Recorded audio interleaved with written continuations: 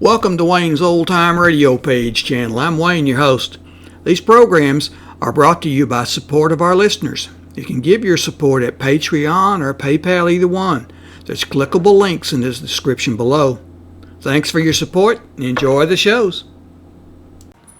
If you'd like for me to get you a shout out, there's a link to PayPal in the description below. Leave us a donation.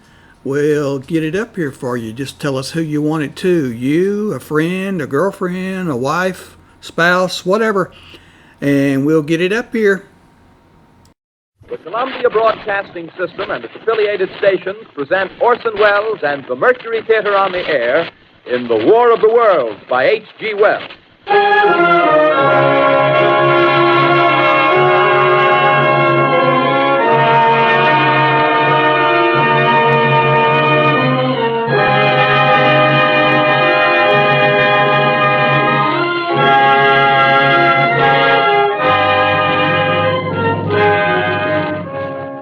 Ladies and gentlemen, the director of the Mercury Theater and star of these broadcasts, Orson Welles.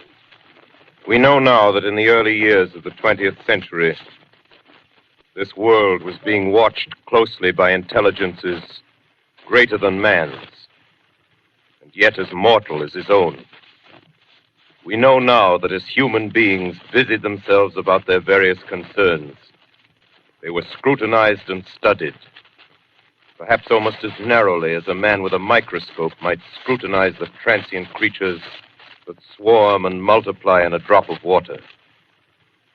With infinite complacence, people went to and fro over the earth about their little affairs, serene in the assurance of their dominion over this small, spinning fragment of solar driftwood, which by chance or design, man has inherited out of the dark mystery of time and space.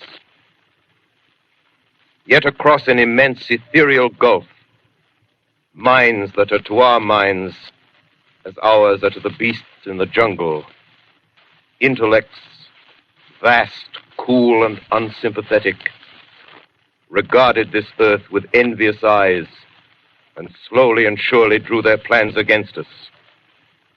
In the 39th year of the 20th century came the Great Disillusionment.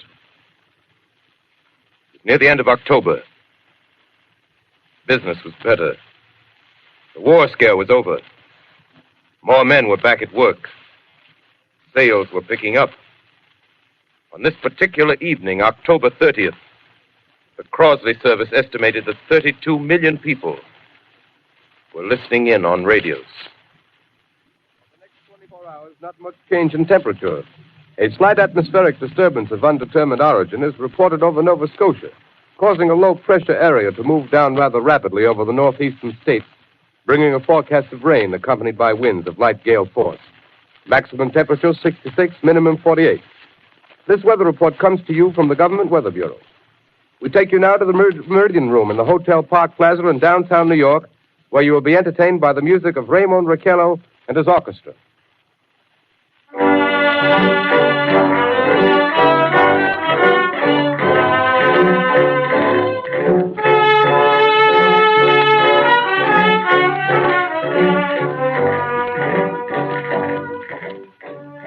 Good evening, ladies and gentlemen. From the Meridian Room in the Park Plaza Hotel in New York City, we bring you the music of Raymond Raquello and his orchestra. With a touch of the Spanish, Raymond Raquello leads off with La Comparsita.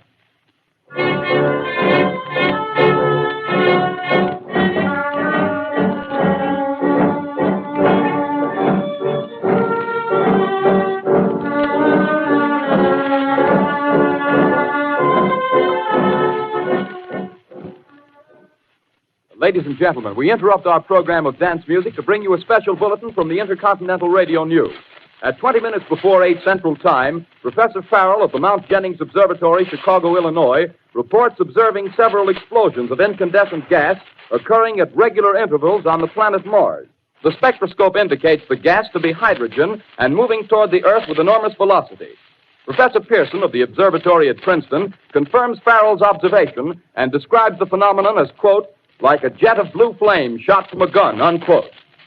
We now return you to the music of Raymond Raquello, playing for you in the Meridian Room of the Park Plaza Hotel, situated in downtown New York.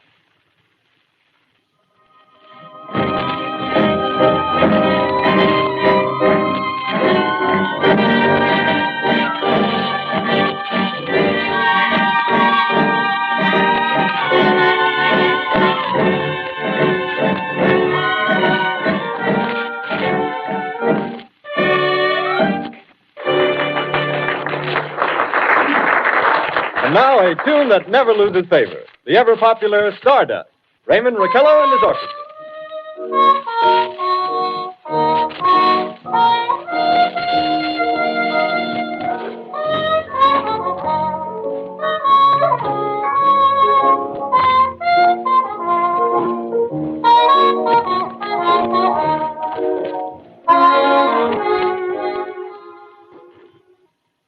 Ladies and gentlemen, following on the news given in our bulletin a moment ago, the Government Meteorological Bureau has requested the large observatories of the country to keep an astronomical watch on any further disturbances occurring on the planet Mars.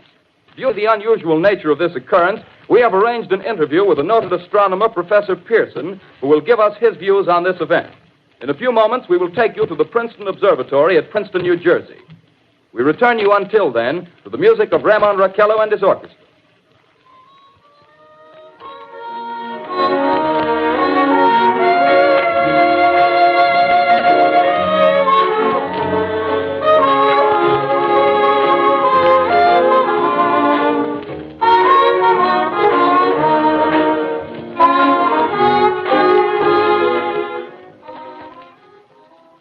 We are ready now to take you to the Princeton Observatory at Princeton, where Carl Phillips, our commentator, will interview Professor Richard Pearson, famous astronomer. We take you now to Princeton, New Jersey. Good evening, ladies and gentlemen. This is Carl Phillips speaking to you from the observatory at Princeton. I'm standing in a large semicircular room, pitch black except for an oblong split in the ceiling. Through this opening, I can see a sprinkling of stars that cast a kind of frosty glow over the intricate mechanism of the huge telescope. The ticking sound you hear is the vibration of the clockwork. Professor Pearson stands directly above me on a small platform, peering through the giant lens. I'll ask you to be patient, ladies and gentlemen, during any delay that may arise during our interview. Besides the ceaseless watch of the heavens, Professor Pearson may be interrupted by telephone or other communications. During this period, he is in constant touch with the astronomical centers of the world. Professor, may I begin our questions? At any time, Mr. Phillips. Professor, would you please tell our radio audience exactly what you see as you observe the planet Mars through your telescope? Nothing unusual at the moment, Mr. Phillips. A red disk swimming in a blue sea. Transverse stripes across the disk. Quite distinct now because Mars happens to be at the point nearest the Earth, in opposition, as we call it. In your opinion, what do these transverse stripes signify, Professor Pearson? Not canals, I can assure you, Mr. Phillips. They... Although that's the popular conjecture of those who imagine Mars to be inhabited. From a scientific viewpoint, the stripes are merely the result of atmospheric conditions peculiar to the planet. Then you're quite convinced, as a scientist, that living intelligence as we know it does not exist on Mars? I say the chances against it are 1,000 to 1. And yet, how do you account for these gas eruptions occurring on the surface of the planet at regular intervals? Phillips, I cannot account for it. By the way, Professor, for the benefit of our listeners, how far is Mars from the Earth? Approximately 40 million miles. Well, that seems a safe enough distance. Just a moment, ladies and gentlemen. Someone has just handed Professor Pearson a message. While he reads it, let me remind you that we are speaking to you from the observatory in Princeton, New Jersey, where we are interviewing the world-famous astronomer, Professor Pearson. One moment, please. Professor Pearson has passed me a message which he has just received.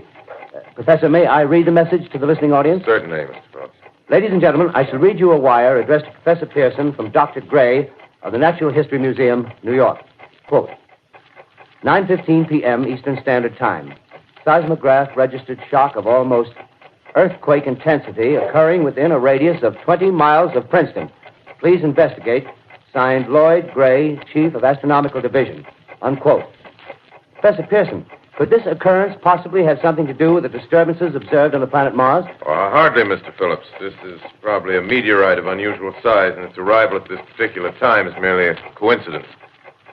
However, we shall conduct a search as soon as daylight permits. Thank you, Professor. Ladies and gentlemen, for the past 10 minutes, we've been speaking to you from the observatory at Princeton, bringing you a special interview with Professor Pearson, noted astronomer. This is Carl Phillips speaking.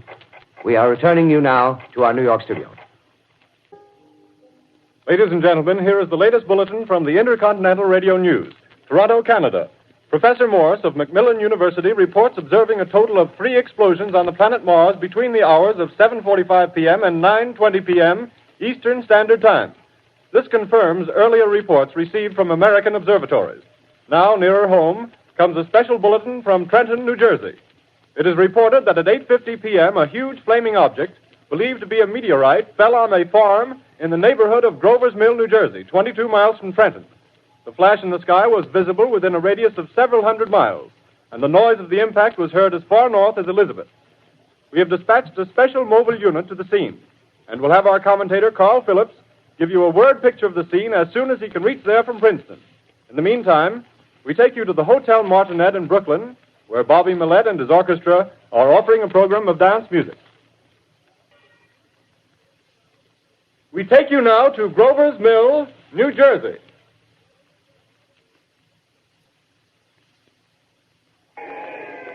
Ladies and gentlemen, this is Carl Phillips again, out at the Wilmot Farm, Grover's Mill, New Jersey. Professor Pearson and myself made the 11 miles from Princeton in 10 minutes. Well, I hardly know where to begin. To paint for you a word picture of the strange scene before my eyes, like something out of a modern Arabian Nights. Well, I just got here. I haven't had a chance to look around yet. I guess that's it. Yes, I guess that's the thing directly in front of me, half buried in a vast pit. Must have struck with terrific force. The ground is covered with splinters of a tree. It must have struck on its way down. But I can see the object itself doesn't look very much like a meteor. At least not the meteors I've seen. It looks more like a huge cylinder. Has a diameter of, what would you say, Professor Pearson? What's that? What would you say, what's the diameter of this? About 30 yards. About 30 yards. The metal on the sheath is, well, I've never seen anything like it. The color is sort of yellowish white. It's curious. Spectators now are pressing close to the object in spite of the efforts of the police to keep them back. Getting in front of my line of vision. Would you mind standing one side, please? While the police are pushing the crowd back. Here's Mr. Wilmot, owner of the farm here. He may have some interesting facts to add. Mr. Wilmot, would you please tell the radio audience as much as you remember of this rather unusual visitor that dropped in your backyard? Step closer, please. Ladies and gentlemen, this is Mr. Wilmot. Well, I was listening to the radio. Closer and louder, please. Pardon me? Louder, please, closer. Yes. I was listening to the radio and kind of drowsing. That professor fellow was talking about Mars, so I was half chosen and half... Yes, Mr. Wilmot, and then what happened? Well, as I was saying, I was listening to the radio, kind of halfway. Yes, Mr. Wilmot, and then you saw something. Well, not first off. I heard something. And what did you hear?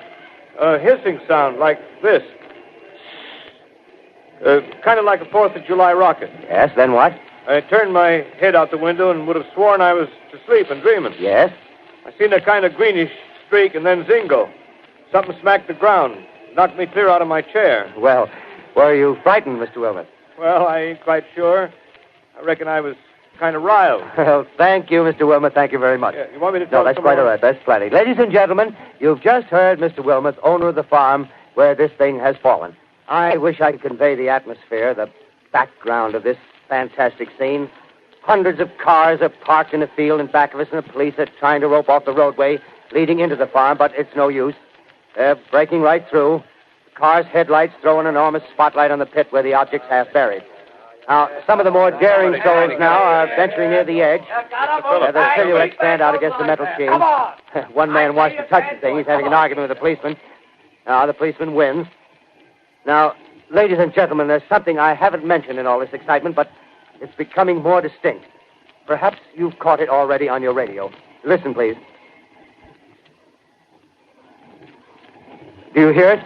It's a curious humming sound that seems to come from inside the object. I'll move the microphone nearer. Here. Now, we're not more than 25 feet away. Can you hear it now? Professor Pearson. Yes, Mr. Grover. Can you tell us the meaning of that scraping noise inside the thing? Possibly the unequal cooling of its surface. I say, do you still think it's a meteor, Professor? I don't know what to think. The metal casing is definitely extraterrestrial. Not found on this Earth. Friction with the Earth's atmosphere usually tears holes in a meteorite. This thing is smooth, and you can see its cylindrical Just a minute. shape. Something's happening. Ladies and gentlemen, this is terrific. This end of the thing is beginning to flake off. The top is beginning to rotate like a screw, and the thing must be hollow. He's moving. Keep back there. Keep back there. Keep those men back. Keep back there. Keep those idiots back. Take off. The top floor. Look out there. Stand back. Ladies and gentlemen, this is the most terrifying thing I've ever witnessed. Wait a minute. Someone calling someone or something. I can see turning out of that black hole two luminous discs. The eyes, it might be a face, might be almost Good heavens, something wriggling out of the shadow like a gray snake.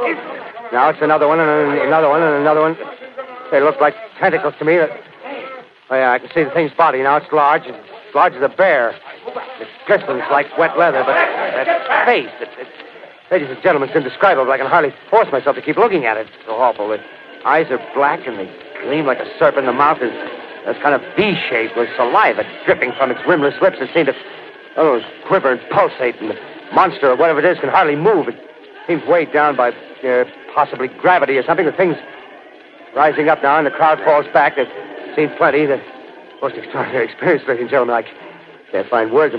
Well, I'll pull this microphone with me as I talk. I'll have to stop the description until I can take a new position. Hold on, will you, please? I'll be right back in a minute. We are bringing you an eyewitness account of what's happening on the Wilmuth Farm, Grover's Mill, New Jersey. We now return you to Carl Phillips at Grover's Mill. Ladies and gentlemen, am I on? Ladies and gentlemen, here I am, back of a stone wall that adjoins Mr. Wilmuth's garden. From here, I get a sweep of the whole scene. I'll give you every detail as long as I can talk and as long as I can see. More state police have arrived. They're drawing up a cordon in front of the pit. About 30 of them.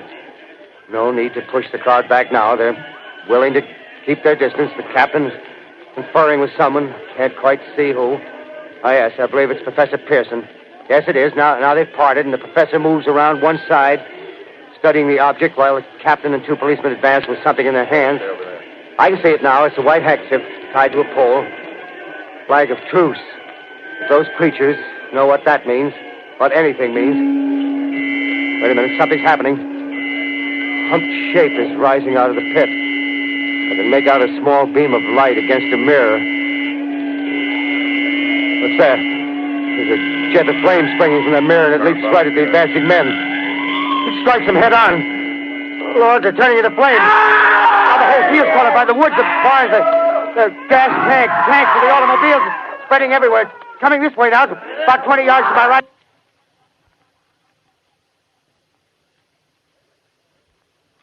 Ladies and gentlemen, due to circumstances beyond our control, we are unable to continue the broadcast from Grover's Mill. Evidently, there's some difficulty with our field transmission. However, we will return to that point at the earliest opportunity.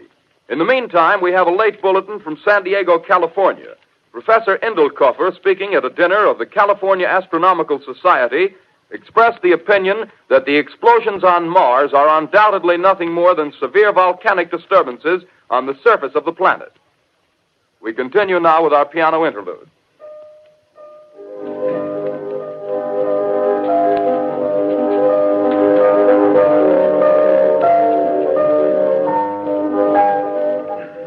Ladies and gentlemen, I've just been handed a message that came in from Grover's Mill by telephone. Just one moment, please. At least 40 people, including 6 state troopers, lie dead in a field east of the village of Grover's Mill, their bodies burned and distorted beyond all possible recognition. The next voice you hear will be that of Brigadier General Montgomery Smith, commander of the state militia at Trenton, New Jersey. I have been requested by the governor of New Jersey to place the counties of Mercer and Middlesex as far west as Princeton and east to Jamesburg under martial law. No one will be permitted to enter this area except by special pass issued by state or military authorities. 4 companies of state militia are proceeding from Trenton to Grover's Mill and will aid in the evacuation of homes within the range of military operations. Thank you. You have just been listening to General Montgomery Smith, commanding the state militia at Trenton. In the meantime, further details of the catastrophe at Grover's Mill are coming in. The strange creatures, after unleashing their deadly assault, crawled back in their pit and made no attempt to prevent the efforts of the firemen to recover the bodies and extinguish the fire. The combined fire departments of Mercer County are fighting the flames which menace the entire countryside. We have been unable to establish any contact with our mobile unit at Grover's Mill, but we hope to be able to return you there at the earliest possible moment. In the meantime, we take you to... Just one moment, please. Ladies and gentlemen, I have just been informed that we have finally established communication with an eyewitness of the tragedy. Professor Pearson has been located at a farmhouse near Grover's Mill, where he has established an emergency observation post. As a scientist, he will give you his explanation of the calamity. The next voice you hear will be that of Professor Pearson, brought to you by direct wire. Professor Pearson. Of the creatures in the rocket cylinder at Grover's Mill, I can give you no authoritative information, either as to their nature, their origin, or their purposes here on Earth. Of their destructive instrument, I might venture some conjectural explanation. For want of a better term, I shall refer to the mysterious weapon as a heat ray. It's all too evident that these creatures have scientific knowledge far in advance of our own. It's my guess that in some way they are able to generate an intense heat in a chamber of practically absolute non-conductivity. This intense heat they project in a parallel beam against any object they choose by means of a polished parabolic mirror of unknown composition, much as the mirror of a lighthouse projects a beam of light. That is my conjecture of the origin of the heat ray. Thank you, Professor Pearson. Ladies and gentlemen, here is a bulletin from Trenton. It is a brief statement informing us that the charred body of Carl Phillips has been identified in a Trenton hospital. Now, here's another bulletin from Washington, D.C. The Office of the Director of the National Red Cross reports 10 units of Red Cross emergency workers have been assigned to the headquarters of the state militia, stationed outside of Grover's Mill, New Jersey. Here's a bulletin from State Police, Princeton Junction. The fires at Grover's Mill and vicinity are now under control. Scouts report all quiet in the pit, and there is no sign of life appearing from the mouth of the cylinder. Now, ladies and gentlemen, we have a special statement from Mr. Harry McDonald, Vice President in charge of operations. We have received a request from the state militia of Trenton to place at their disposal our entire broadcasting facilities. In view of the gravity of the situation, and believing that radio has a responsibility to serve in the public interest at all times, we are turning over our facilities to the state militia at Trenton. We take you now to the field headquarters of the state militia near Grover's Mill, New Jersey. This is Captain Lansing of the Signal Corps, attached to the state militia, now engaged in military operations in the vicinity of Grover's Mill. Situation arising from the reported presence of certain individuals of unidentified nature is now under complete control. The cylindrical object, which lies in a pit directly below our position, surrounded on all sides by 8 battalions of infantry, without heavy field pieces, but adequately armed with rifles and machine guns. All cause for alarm, if such cause ever existed, is now entirely unjustified. Things, whatever they are, do not even venture to poke their heads above the pit. I can see their hiding place plainly in the glare of the searchlights here. With all their reported resources, these creatures can scarcely stand up against heavy machine gun fire. Anyway, it's an interesting outing for the troops. I can make out their khaki uniforms crossing back and forth in front of the lights. Looks almost like a real war. There appears to be some slight smoke in the woods bordering the Millstone River. Probably fire started by campers. Well, we ought to see some action soon. One of the companies is deploying on the left flank. A quick thrust and it'll all be over. Oh, wait a minute. I see something on top of the cylinder. No, it's nothing but a shadow. Now the troops are on the edge of the Wilmot farm. 7,000 armed men closing in on an old metal tube. A tub, rather. Well, wait, that wasn't a shadow. It's something moving. Solid metal, kind of a shield-like affair rising up out of the cylinder. It's going higher and higher. What? It's standing on legs, actually rearing up on a sort of metal framework. Now it's reaching above the trees and the searchlights are on it. Hold on.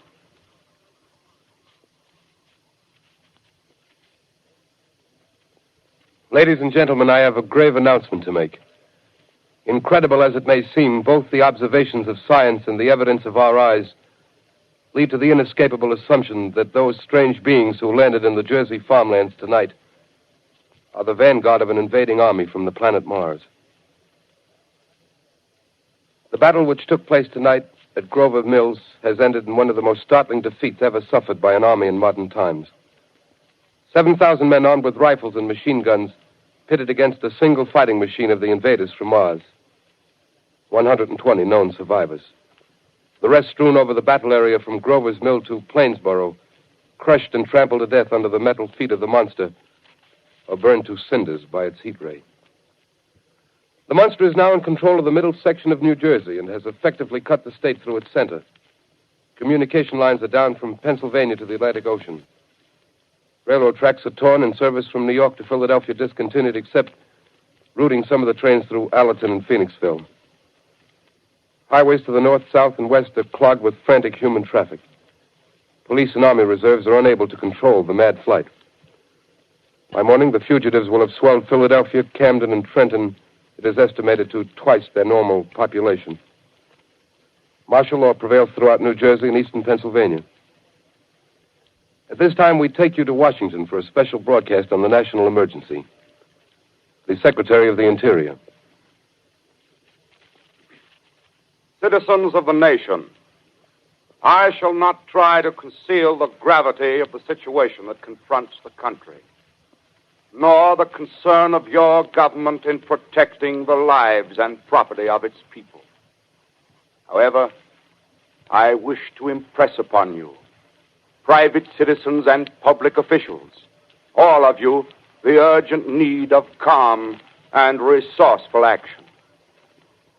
Fortunately, this formidable enemy is still confined to a comparatively small area, and we may place our faith in the military forces to keep them there. In the meantime, placing our faith in God, we must continue the performance of our duties, each and every one of us, so that we may confront this destructive adversary with a nation united, courageous, and consecrated to the preservation of human supremacy on this earth.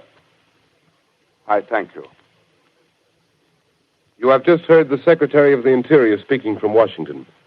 Bulletins too numerous to read are piling up in the studio here.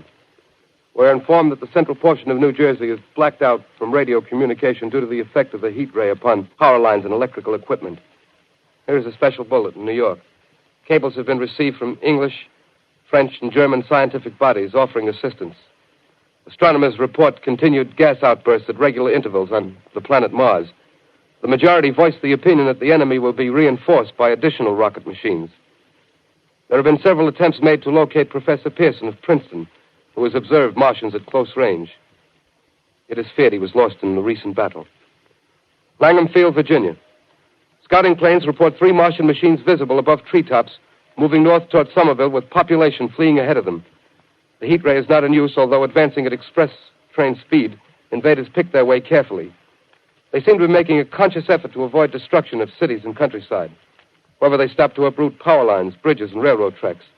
Their apparent objective is to crush resistance, paralyze communication, and disorganize human society. Here is a bulletin from Basking Ridge, New Jersey. Coon hunters have stumbled on a second cylinder similar to the first, embedded in the great swamp 20 miles south of Morristown. Army field pieces are proceeding from Newark to blow up the second invading unit before the cylinder can be opened and the fighting machine rigged. They are taking up a position in the foothills of Watchung Mountains. Another bulletin from Langham Field, Virginia. Scouting planes report enemy machines, now 3 in number, increasing speed northward, kicking over houses and trees in their evident haste to form a conjunction with their allies south of Morristown. Machines also sighted by telephone operator east of Middlesex within 10 miles of Plainfield. Here's a bulletin from Winston Field, Long Island. A fleet of Army bombers carrying heavy explosive flying north in pursuit of enemy. Scouting planes act as guides. They keep the speeding enemy in sight. Just a moment, please, ladies and gentlemen. We've run special wires to the artillery line in adjacent villages to give you direct reports in the zone of the advancing enemy. First, we take you to the battery of the 22nd Field Artillery, located in the Watchung Mountains. Range 32 meters. 32 meters. Projection 39 degrees. 39 degrees. Fire. 140 yards to the right, sir. Shift range 31 meters. 31 meters. Projection 37 degrees. 37 degrees. Fire.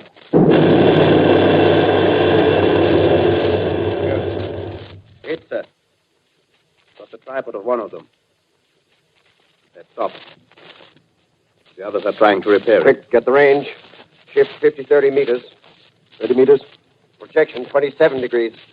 27 degrees. Fire.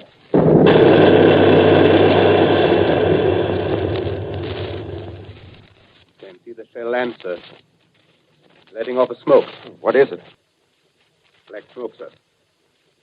Moving this way. Lying close to the ground. Moving fast.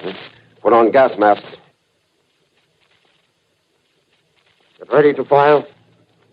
Shift to 24 meters. 24 meters. Projection 24 degrees. 24 degrees. Fire.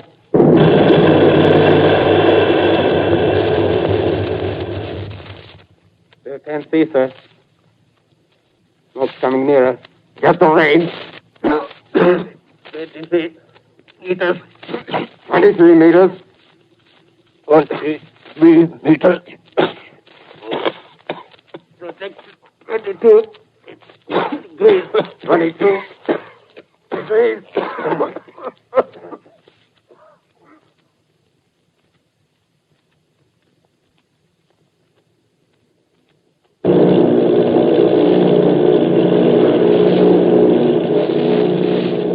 Army bombing plane V-843 off Bayonne, New Jersey. Lieutenant Vogt, commanding 8 bombers, reporting to Commander Fairfax, Langham Field. This is Vogt reporting to Commander Fairfax, Langham Field. Enemy tripod machines now in sight. Reinforced by 3 machines from the Morristown cylinder. 6 altogether. 1 machine partially crippled. Believed hit by shell from Army gun in Watchung Mountains. Guns now appear silent. A heavy black fog hanging close to the earth of extreme density, nature unknown. No sign of heat ray. Enemy now turns east, crossing Passaic River into the Jersey marshes. Another straddles the Pulaski Skyway. Evident objective is New York City. They're pushing down a high-tension power station. The machines are close together now, and we're ready to attack. Planes circling, ready to strike.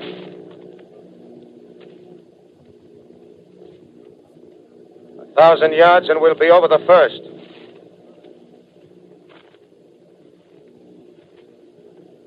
$800 yards.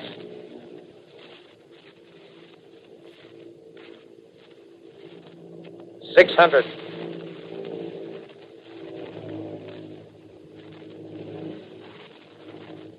$400. $200.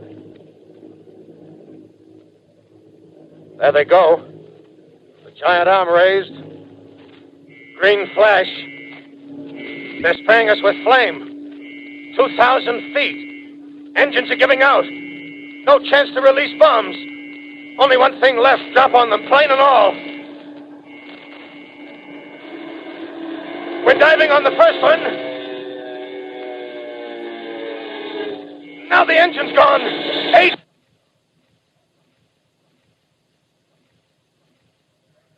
This is Bayonne, New Jersey, calling Langham Field. This is Bayonne, New Jersey, calling Langham Field. Come in, please. This is Langham Field. Go ahead. 8 Army bombers in engagement with enemy tripod machines over Jersey Flats. Engines incapacitated by heat ray. All crashed. 1 enemy machine destroyed. Enemy now discharging heavy black smoke in direction of... This is Newark, New Jersey. This is Newark, New Jersey. Warning. Poisonous black smoke pouring in from Jersey marshes. Reaches South Street. Gas masks useless. Urge population to move into open spaces. Automobiles use routes 7, 23, 24.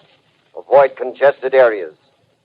Smoke now spreading over Raymond Boulevard.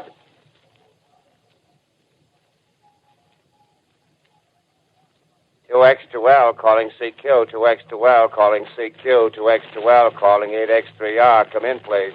This is 8X3R coming back at 2X2L. How's reception? K, please. Where are you, 8X3R? What's the matter? Where are you?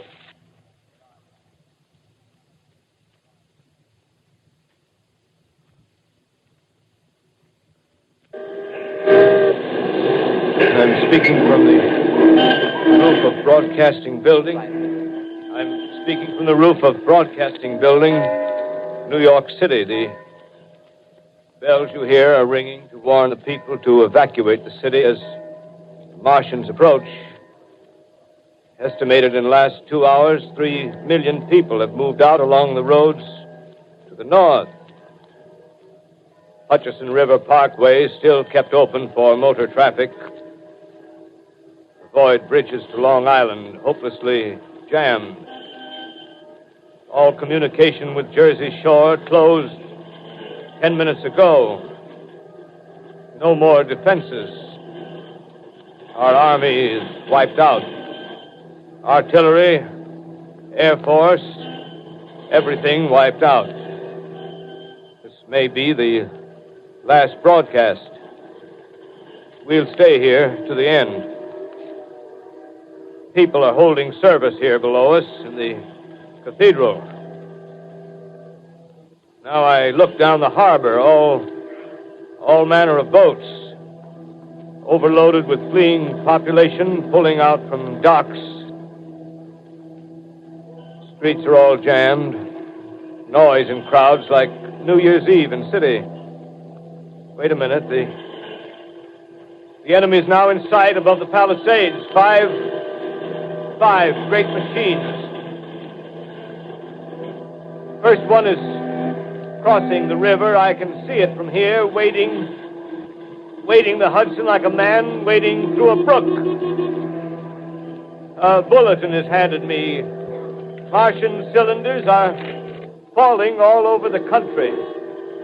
One outside of Buffalo, one in Chicago, St. Louis. Seem to be timed and spaced. Now the first machine reaches the shore. He stands watching, looking over the city. The steel cowlish head is even with the skyscrapers. He waits for the others. They rise like a line of new towers on the city's west side. Now they're lifting their metal hands. This is the end now. Smoke comes out, black smoke drifting over the city. People in the streets see it now. They're running toward the East River, thousands of them, dropping in like rats. Now the smoke's spreading faster. It's reached Times Square. People are trying to run away from it, but it's no use. They're falling like flies. Now the smoke's crossing 6th Avenue, 5th Avenue. 100 yards away. It's 50 feet.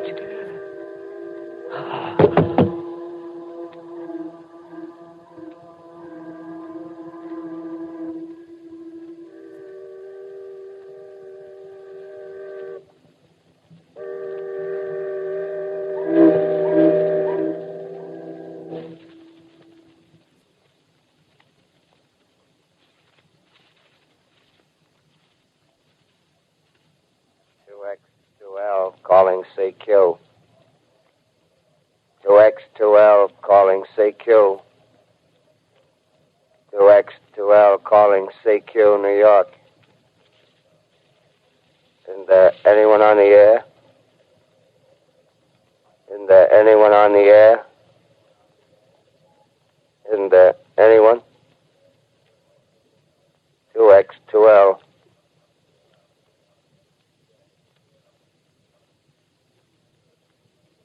You You are listening to a CBS presentation of Orson Welles and the Mercury Theater on the Air in an original dramatization of The War of the Worlds by H.G. Wells.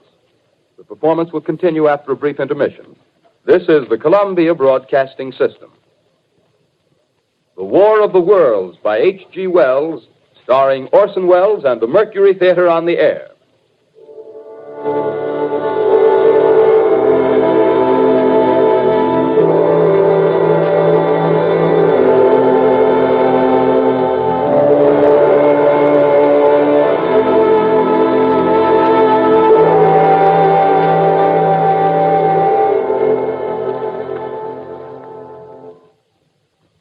As I set down these notes on paper, I'm obsessed by the thought that I may be the last living man on Earth. I've been hiding in this empty house near Grover's Mill, a small island of daylight cut off by the black smoke from the rest of the world. All that happened before the arrival of these monstrous creatures in the world now seems part of another life. A life that has no continuity with the present. Furtive existence of the lonely derelict who pencils these words on the back of some astronomical notes bearing the signature of Richard Pearson. I look down at my blackened hands and I try to connect them with a professor who lives at Princeton and who, on the night of October 20th, glimpsed through his telescope an orange splash of light on a distant planet. My wife, my colleagues, my students, my books, my observatory, my world. Where are they? Did they ever exist? Am I Richard Pearson? What day is it? Do days exist without calendars?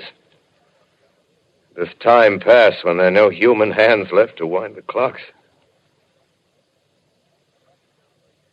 Writing down my daily life, I tell myself I shall preserve human history between the dark covers of this little book that was meant to record the movements of the stars. But to write, I must live, and to live, I must eat.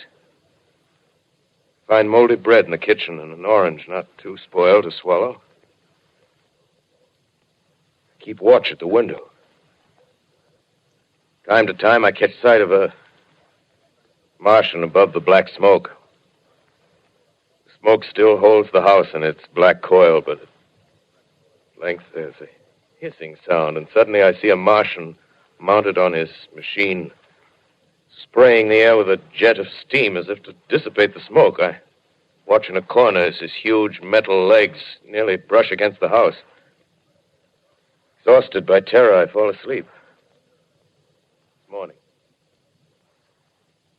Morning. Sun streams in the window. The black cloud of gas is lifted, and the scorched meadows to the north look as though a black snowstorm had passed over them.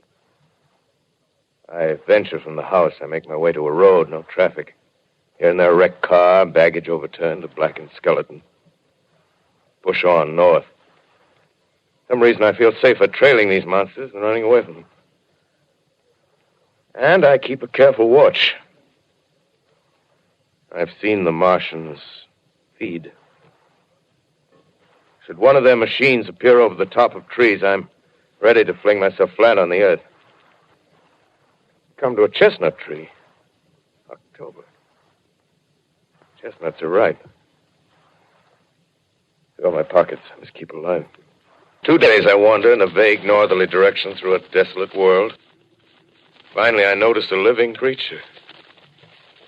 A small red squirrel in a beech tree. I stare at him and wonder. He stares back at me. I believe at that moment the animal and I shared the same emotion. The joy of finding another living being. Push on north. I find dead cows in a brackish field, and beyond the charred ruins of a dairy and a silo remain standing guard over the wasteland like a lighthouse. Deserted by the sea. Astride the silo perches a weathercock. The arrow points north. North. Next day, I come to a city. city, vaguely familiar in its contours, yet its buildings strangely dwarfed and leveled off as if a giant had sliced off its highest towers with a capricious sweep of his hand. Reached the outskirts, I found Newark. Newark, undemolished but humbled by some whim of the advancing Martians. Presently, with an odd feeling of being watched, I caught sight of something crouching in a doorway. I made a step towards it, and it rose up and became a man. A man armed with a large knife. Stop! Where do you come from? I come from many places. A long time ago, from Princeton. Princeton, huh? That's near Grover's Mill. Yes. Grover's Mill. There's no food here. This is my country. All this end of town down the river. There's only food for one. Which way are you going? I don't know. I guess I'm looking for people. Hey, what was that? Did you hear something just then? No. Only a bird. A live bird. Yeah. You get to know that birds have shadows these days. Say, we're in the open here. Let's crawl in this doorway here and talk. Have you seen any Martians? No. They're going over to New York. Night, the sky's alive with their lights, just as if people were still living in it. By daylight, you can't see them. 5 days ago, a couple of them carried something big across the flats from the airport. I think they're learning how to fly. Fly? Yeah, fly. Then it's all over with humanity. Stranger, there's still you and I. 2 of us left. Yeah. They got themselves in solid. They wrecked the greatest country in the world. Those green stars, they're probably falling somewhere every night. They've only lost one machine. There isn't anything to do. We're done. We're licked. Where were you? You're in a uniform. Yeah, what's left of it. I was in the militia. National Guard. That's good. There wasn't any war. Any more than there's war between men and ants. Yes, but we're eatable ants. I found that out. What'll they do to us? I thought it all out. Right now, we're caught as we're wanted. A Martian only has to go a few miles to get a crowd on the run. But they won't keep on doing that. They'll begin catching us systematic, like keeping the best and storing us in cages and things. They haven't begun on us yet. Not begun? Not begun. All that's happened so far is because we don't have sense enough to keep quiet. Bothering them with guns and such stuff and losing our heads and rushing off in crowds. No, instead of our rushing around blind, we got to fix ourselves up. Fix ourselves up according to the way things are now. Cities, nations, civilization, progress. Yes, but if that's so, what is there to live for? Well, there won't be any more concerts for 1,000,000 years or so and no nice little dinners at restaurants. If it's amusement you're after, I guess the game's up. What is there left? Life, that's what. I want to live. Yeah, and so do you. We're not going to be exterminated. And I don't mean to be caught either. Tamed and fattened and bred like an ox. What are you going to do? I'm going on. Right under their feet. I got a plan. We men as men, we're finished. We don't know enough. We got to learn plenty before we got a chance. We've got to live and keep free while we learn, see? I've thought it all out, see? Well, tell me the rest. Well, it isn't all of us that are made for wild beasts. That's what it got to. That's what it got to be. That's why I watched you. Watched you. All those little office workers that used to live in these houses. They be no good. They haven't any stuff in them. They used to run off to work. I've seen hundreds of them running to catch their commuter's train in the morning, afraid they'd get canned if they didn't. Running back at night, afraid they wouldn't be in time for dinner. Lives insured and a little invested in case of accidents. Yeah, and on Sundays, worried about the hereafter. Well, the Martians, they'll be a godsend for those guys. Nice, roomy cages, good food, careful breeding, no worries. Yeah, after a week or so of chasing around the fields on empty stomachs, they'll come and be glad to be caught. You've thought it all out, haven't you? Sure, you bet I have. That isn't all. These Martians are going to make pets of some of them. Train them to do tricks. Who knows, get sentimental over the pet boy who grew up and had to be killed. Yeah, and some maybe they'll train to hunt us. Oh, no, it's impossible. Human Yes, they will. There's men who do it gladly. If one of them ever comes after me, by... In the meantime, you and I and others like us, where are we to live when the Martians own the Earth? I got it all figured out. We'll live underground. I've been thinking about the sewers. Under New York, there are miles and miles of them. The main ones, they're big enough for anybody. Then there's cellars, vaults, underground storerooms, railway tunnels, subways. You begin to see, huh? We'll get a bunch of strong men together. No weaklings. That rubbish, out. As you meant me to go. All right. Give you a chance, didn't I? Won't quarrel about that. Go on. Well, we got to make safe places for us to stay in, see? Get all the books we can. Science books. That's where men like you come in, see? We raid the museums. We'll even spy on the Martians. May not be so much we have to learn before... Listen. Just imagine this. 4 or 5 of their own fighting machines suddenly start off. Heat rays right and left. Not a Martian in them. Not a Martian in them, see? But men. Men who've learned the way how. May even be in our time. Gee. Imagine having one of them lovely things with its heat ray wide and free. We'd turn it on Martians. We'd turn it on men. We'd bring everybody down on their knees. That's your plan. You, me, a few more of us. We'd own the world. I see. Hey. Hey, what's the matter? Where are you going? Not to your world. Bye, stranger. Well, after parting with the artilleryman, I came at last to the Holland Tunnel, entered that silent tube. Anxious to know the fate of the great city on the other side of the Hudson. Cautiously, I came out of the tunnel and made my way up Canal Street. Reached 14th Street, and there again were black powder and several bodies and an evil, ominous smell from the gratings of the cellars of some of the houses. I wandered up through the 30s and 40s, stood alone on Times Square. Caught sight of a lean dog running down 7th Avenue with a piece of dark brown meat in his jaws and a pack of starving mongrels at his heels. Made a wide circle around me as though he feared I might prove a fresh competitor. Walked up Broadway in the direction of that strange powder, past silent shop windows, displaying their mute wares to empty sidewalks. Past the Capitol Theater, silent, dark. Past a shooting gallery where a row of empty guns faced an arrested line of wooden ducks. Near Columbus Circle, I noticed models of 1939 motor cars in the showrooms facing empty streets. Over the top of the General Motors building, I watched a flock of black birds circling in the sky. Hurried on.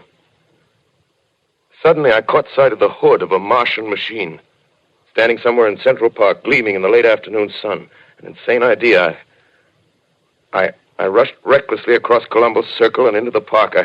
I climbed a small hill above the pond at 60th Street, and from there I could see standing in a silent row along the mall 19 of those great metal titans, their cowls empty, their steel arms hanging listlessly by their sides. I looked in vain for the monsters that inhabit those machines. Suddenly, my eyes were attracted to the immense flock of black birds that hovered directly below me. They circled to the ground. And there before my eyes, stark and silent, lay the Martians with the hungry birds pecking and tearing brown shreds of flesh from their dead bodies.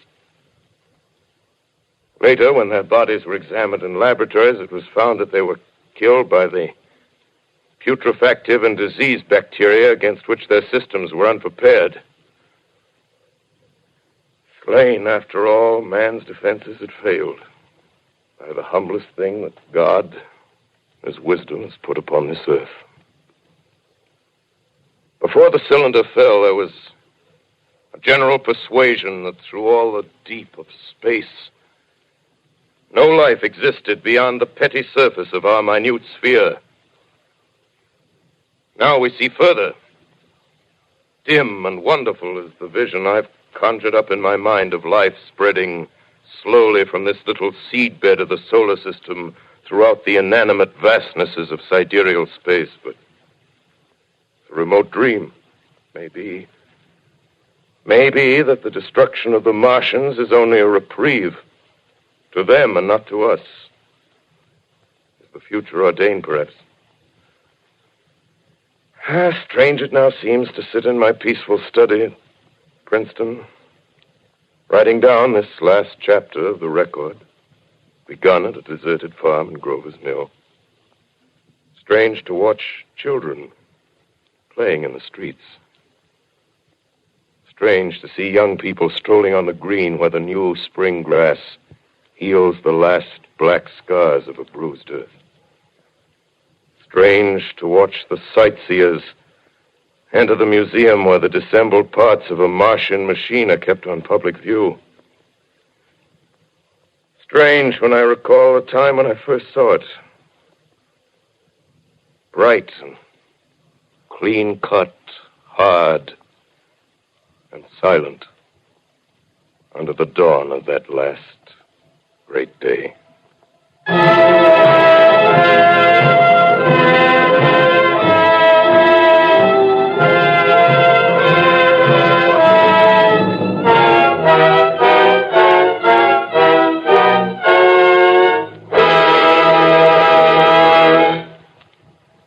This is Orson Welles, ladies and gentlemen, out of character to assure you that the War of the Worlds has no further significance than as the holiday offering it was intended to be. The Mercury Theater's own radio version of dressing up in a sheet and jumping out of a bush and saying boo. Starting now, we couldn't soap all your windows and steal all your garden gates. By tomorrow night, so we did the best next thing. We annihilated the world before your very ears and utterly destroyed the CBS. You will be relieved, I hope, to learn that we didn't mean it and that both institutions are still open for business. So goodbye, everybody, and remember, please, for the next day or so, the terrible lesson you learned tonight. That grinning, glowing, globular invader of your living room is an inhabitant of the pumpkin patch, and if your doorbell rings and nobody's there, that was no Martian. It's Halloween.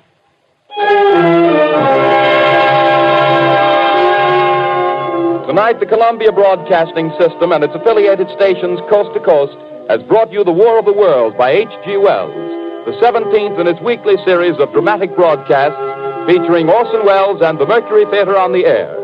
Next week, we present a dramatization of 3 famous short stories. This is the Columbia Broadcasting System.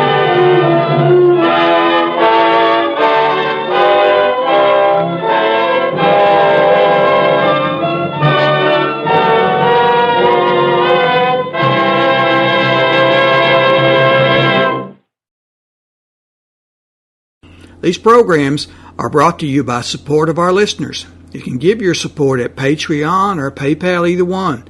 There's clickable links in the description below. Thanks for your support and enjoy the shows.